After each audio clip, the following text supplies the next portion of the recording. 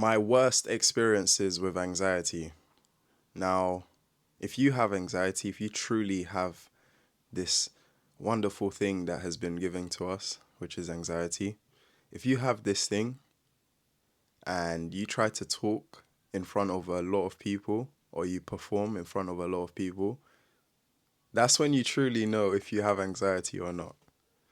Now, I remember I was actually, this was probably the first time I experienced this form of anxiety, this pressure, this feeling, this emotion, this pain. Not essentially pain, but it did come in a shape or form of pain. I was standing in front of all my peers in secondary school, and I was about to sing, and I had my song queued up, replaying in my head, the words, gaining the strength, the courage to stand in front of all these people. And I walked on the stage as they called my name for the next act, and I was so nervous, I was anxious. I had 100 emotions occurring at the same time. But I believe that taking that action, going up there, performing, doing what I needed to do, doing what I said I was good at, would allow me to overcome the negative emotions that were bottled up inside. For me to release them would be the best way to execute or to reduce the anxiety in the future when I would have future performances. But in my mind at that moment, I was literally 13, 14 years old. And to be able to be so composed in front of an assembly of students is not easy. It's not an easy task. And then to perform something, especially at that time, if you was a singer or like you as a man, there was like this hoax or this stereotype that guys that sang were like gay. And I had this like just going through my mind, but I didn't really care about that. I knew I could sing, and if I could sing well, then who's gonna like who could say anything realistically? There were other people like Drake and Usher and all these other artists that sang and were amazing at it, and people respected and adored them for it. But I was going to sing Ed Sheeran, A Team. I'm not sure if you know that song. And the song starts playing, and every second that passes by, I just feel another weird emotion. I feel another bodily reaction occurring, and I just felt so. I just wanted to run away off the stage. I wanted to just literally leave the stage, walk away. But that'd probably be more embarrassing. It'd be more embarrassing to leave the stage and walk away and everyone's laughing at you, as opposed to just standing there. And yeah, I might have failed, I might have messed up a few notes or melodies, but at least I stood up there and I performed. So I'm singing, and it's a remarkable experience trying to be composed, because as a singer, you've got to make sure that you are very calm in the moment so that you can execute the right tone. So with the song, obviously, the song was playing the instrumental in the background, and you've got to make sure as a singer, yeah, I don't know if you can sing or not, if you can relate to this. As a singer, you've got to make sure that every key is accurate. You're prolonging certain words, and there's just a lot of things you've got to keep in mind, ensuring you enter the song at the right time. And I was doing a solo act then, so it was just really difficult. But I remember just singing my heart out, and there were a couple moments where literally my eyes was closed and I was just pouring my heart out. And I think what I took from this was that being in the present moment, forgetting there's an audience in front of you, forgetting all the emotions that are bottling up inside, and just focusing on the one thing that you was there to do and ensuring that you do it properly. And Funnily enough, I wasn't educated or taught how to stand in front of people and perform. This was my first time doing this. No one even knew I could sing. Literally, no one knew I could sing. So it was just a thing where this was all new to me. All these emotions, I never experienced them. But after performing that act and receiving a round of applause and everyone celebrating, cheering for me, people shouting, people whistling as I was singing, it was just amazing. And after the act, I remember like coming off stage, everyone, like all family members and friends, just coming to hug me and saying, "Oh, what a sick act! That was sick. Oh, I didn't even know you could sing." I just felt amazing. I felt embraced by the community, and it felt, yeah, I was overjoyed. I was over the moon, and something miraculous happened. Yes, did I perform the act the way I wanted it to be performed? Maybe not. I could have done a lot of things differently. Am I proud of myself for getting up there and performing in front of all my peers, friends, family members, other people's family members? Yes. I was ecstatic. I was over the moon. I was so happy. And that was probably one of my greatest experiences in secondary school. And the thing that happened after was there was like a dance act and they did really well.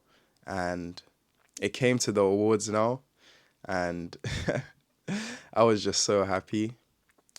So everyone, all the judges, we had like four judges, all the judges voted for me and the dance act to win first place. So I actually came joint first with this dance group.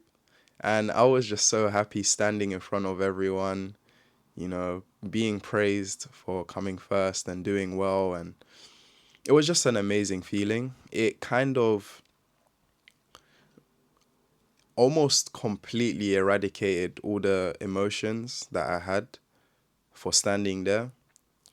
There's a different type of feeling that you get from being the person standing in front of an audience of people after you've performed your act and them celebrating you, them cheering for you, and the other scenario where you're standing there and everyone is expecting you to deliver a performance.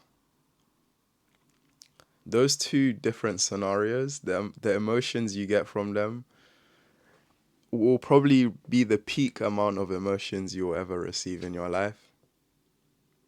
Like, okay, fair enough, standing on top of a mountain and looking down, and if you're afraid of heights, yes, you'll be afraid. You will feel emotions at the highest height.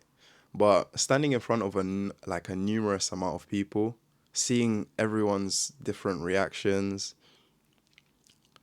genuinely that was probably my worst anxiety experience, and also best in the same day, like literally best and worst in the same day. Moral of the story, what I'm trying to get at here is, if you have a chance or an opportunity to deliver a performance in front of multiple people, it doesn't need to be like a performance. It could be a speech, a testimony, something good that has happened to you, or you're just sharing an experience that you've overcome that other people can achieve it.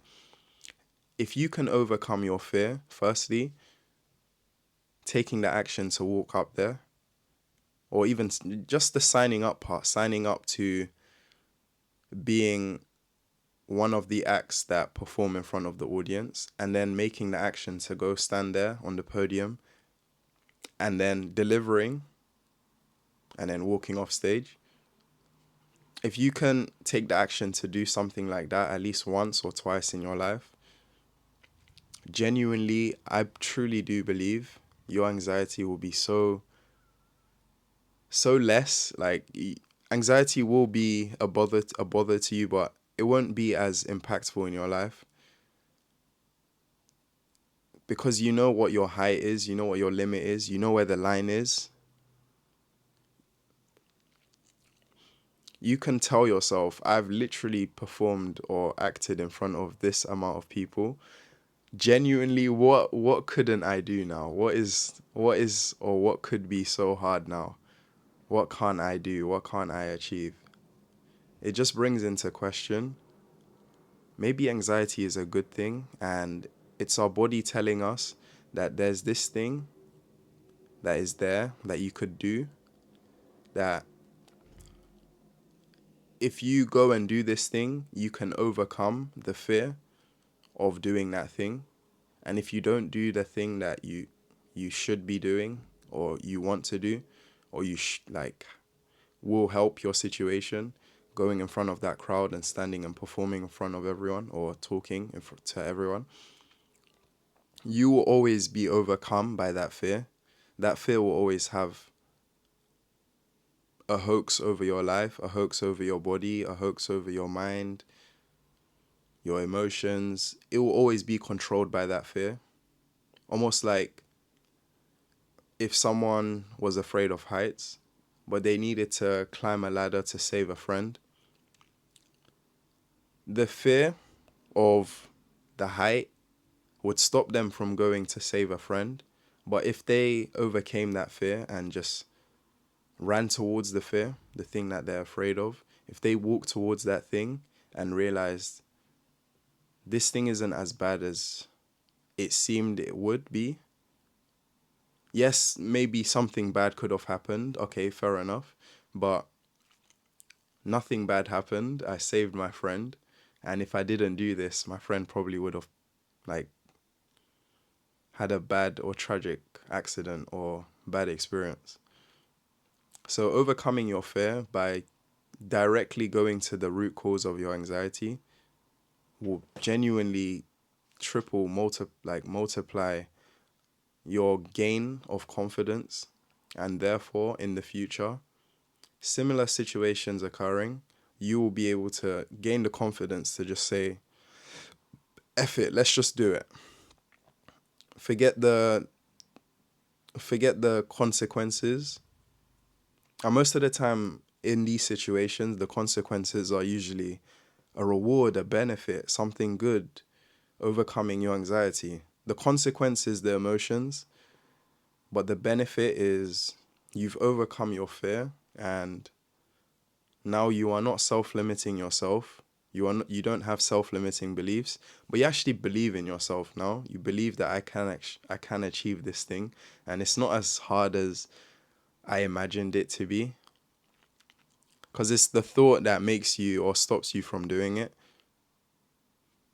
Usually you have the thought that this thing is too hard. If I go do this thing, it will be too difficult, or something bad might happen.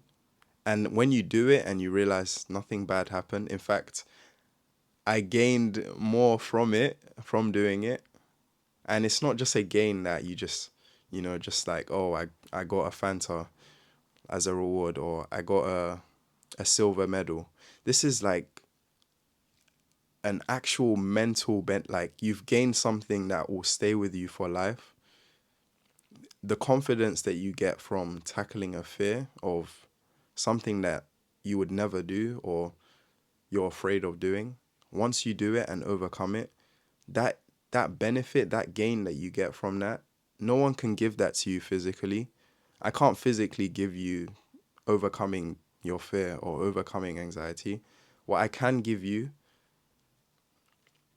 is telling you, go take that opportunity that you fear so much, that you have so much anxiety about. Go experience that thing and realize this thing is not as bad as it seems. And then once on realization, you'll feel so much better and prouder of yourself, and you'll be able to teach other people how to overcome this exact same thing. Why? Because you've gone through this experience of dedicating 10 years, sacrificing 10 years to fear, because you're sacrificing the years where you don't do this thing because you're afraid. So you're sacrificing your life, your years of abundance for just this little fear, when in reality, if you just overcame it, you would be doing greater things, greater challenges. But it's amazing. It's good. Like, it's good that you have this anxiety because you know firsthand what it is like to experience this thing. So when it comes to teaching other people, you can tell them from beginning to end. You can understand and articulate yourself. Tell them the exact emotions, feelings they're going through. I can tell you how I felt during that time. I felt almost words can't explain how I felt walking up to that podium in front of everyone in that assembly, not knowing what I was about to do, and then actually performing and getting everyone's reactions. Just those 3 4 minutes of just singing a song, hearing people clapping, hearing people sing with me. Oh my goodness. I would never trade that for any material item. Some people, I would offer them £1 million or a chance to overcome something that you would essentially never overcome in your life. And most people would pick the £1 million. I'd pick the overcoming something I've never dreamed about overcoming. Something I almost like I used to have a fear for heights. And then I started enjoying rock climbing and my fear for heights went away. Now I genuinely wouldn't mind go do bungee jumping or something to that extremity because then I know I can overcome this thing. And if I overcome it, there'll be exponential growth, exponential. It will be like on to the next. What's the next biggest bad thing I could do? Not bad, but what's the next biggest accomplishment? What's the next fear that I can overcome? At the end of the day, overcoming fears is the fastest way to growth. The more fears you overcome, the more uncomfortable conversations you have with people, the more likely you are to have growth in your life. And with that growth, you can share how you've overcome the fear, the anxiety. Remember, this is how you gain your greatest fulfillment. You learn, you implement, and then you teach. And then you teach people how to teach. That's like the last step. That's like end game. All the elders, all the professionals that are like the greatest at what they do, they learned that thing, educating themselves, reading books, learning from other people. They implemented the strategies that they've learned from the books, from the educational platforms that they've learned from. Implement, taking the action. Then they teach people when they've achieved that thing, how to get that six pack, how to get those biceps, how to talk to more people, how to overcome anxiety. They teach people how to overcome this thing. They teach people how to take their actions, how to learn. You just teach people how to learn and take their actions. And by doing that, you're growing yourself more because you're learning how to teach people. And then the final goal, guys, the final fulfillment. And this, obviously, I'm teaching people how to overcome anxiety. But at some point in life, I will be teaching people how to teach people how to overcome anxiety. So I'll be talking to people that have already learned, already implemented, and are already teaching other people. Well, okay, maybe they haven't, taught, but maybe they're teaching friends and family members, people that are close to them. I'll teach them how to teach people how to overcome anxiety. I'll teach them how to make money, allowing people to overcome anxiety. That's the final step. That I truly believe if you go through this like pathway of right now, I believe I've learned and I'm still learning. I feel like for me, learning is very important and you always have to go back to step one. Always have to go back to step one. You can always learn something new. There's always going to be a new advancement. I'll give you an example. Look at Blockbuster and Netflix. Blockbuster thought what they were doing was amazing. They had 60,000 employees, over over 9,000 sites. across the world. They had 9,000 stores across the world, 60,000 employees. And Netflix just came, created a little nice CD, put it in an envelope, and started mailing it to people so people could rent movies. And boom, Blockbuster was done. They couldn't compete against the technology. Why? Because Netflix knew that we need to keep learning, we need to keep implementing. Amazon knew we need to keep learning, we need to keep implementing. So always remember, you always got to be learning. You can go stand in front of an audience or a crowd of people, but if after 10 years you've not kept learning how to do that, kept implementing, kept standing in front of people, talking to other people or groups or large groups of people, if after 10 years you try to do that again, you will have the same bottled up emotions, anxiety, fear. Maybe you will even be afraid to like go on the stage. You'll tell your agent, "Oh no, I don't think I can do this. No, I don't know if I can do this." But if you keep implementing what you've learned, and you're teaching people, how to teach people, like genuinely, what in that niche, in that specific thing, what can't you overcome?